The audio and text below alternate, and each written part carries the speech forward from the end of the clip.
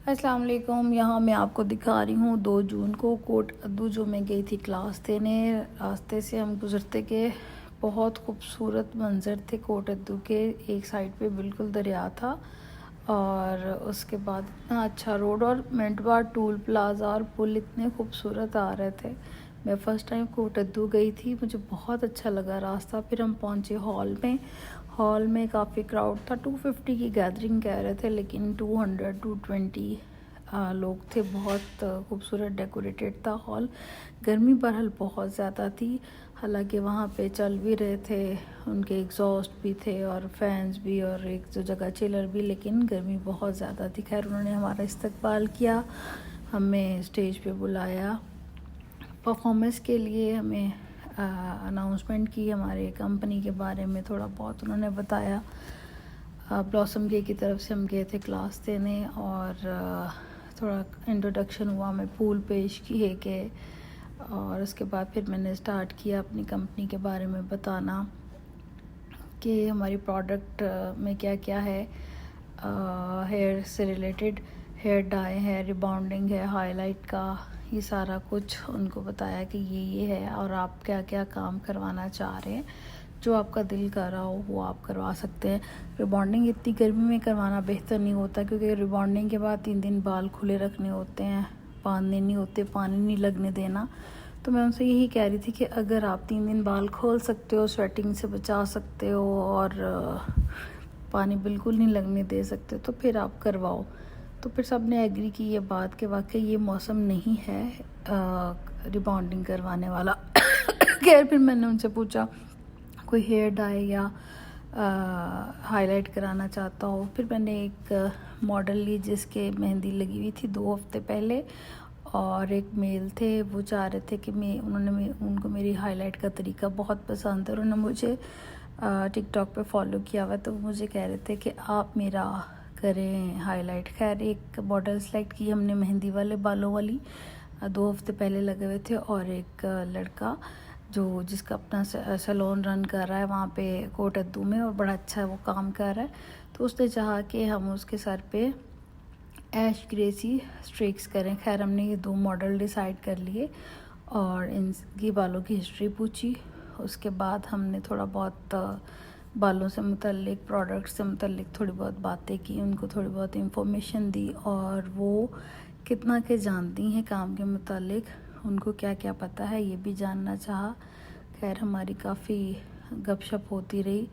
फिर मैंने उनको लेक्चर देना स्टार्ट किया बालों के मुतालिक कि बाल किस चीज़ से बने होते हैं और हमें किस किस चीज़ की ज़रूरत होती है, हमारा हेयर ग्रो कब अच्छा हो सकता है और हेयर फॉल क्यों होता है। ये सब कुछ मैंने उनके साथ डिस्कस किया।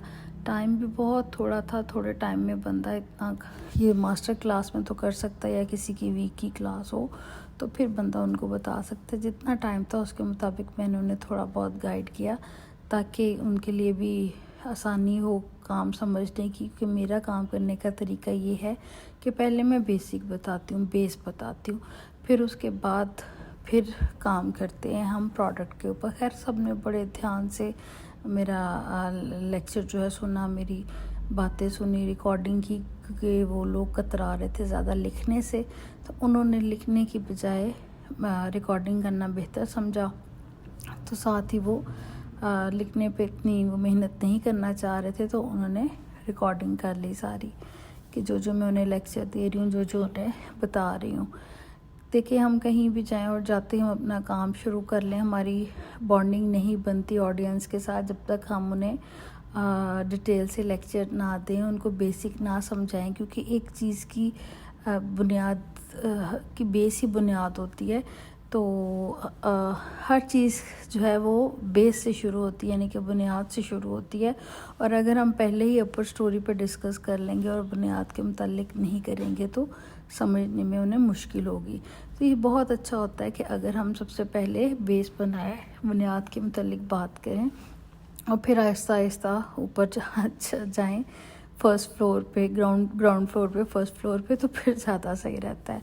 अगर हम ऐसे ही स्टार्ट ले लें कि जी ये हो गई है स्ट्रिकिंग, तो उनको सुनने में समझने में मुश्किल आएगी।